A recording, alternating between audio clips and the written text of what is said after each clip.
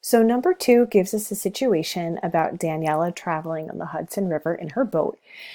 And on the side, we have a table where we have some information about how many gallons of gasoline she uses for her boat, depending on the number of hours that she travels.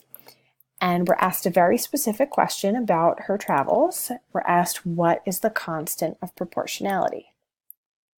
So constant of proportionality is the phrase that we want to focus on. So let's think about what we know about the constant of proportionality, or the COP.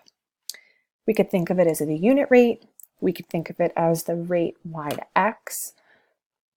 So let's start with that since we have a table of values.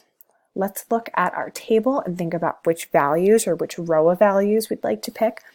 And since the very top one has the smallest values, we've got 6 and 2, why not go with them?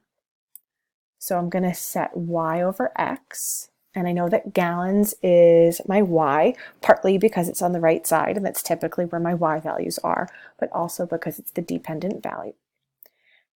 And then we're going to take 6 to 2, and we'll simplify it, because we can. They're both divisible by 2.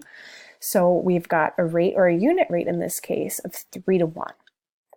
And I take a look at my multiple choice options, and it looks like I have 3 as one of them.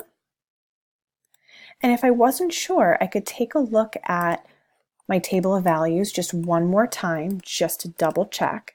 And I want to see how my x becomes the y. So if I think 2 times 3 is 6, that one works. 6 times 3 is 18, still looking good. 8 times 3 is 24, and then 9 times 3 is 27, so it looks like we have our answer.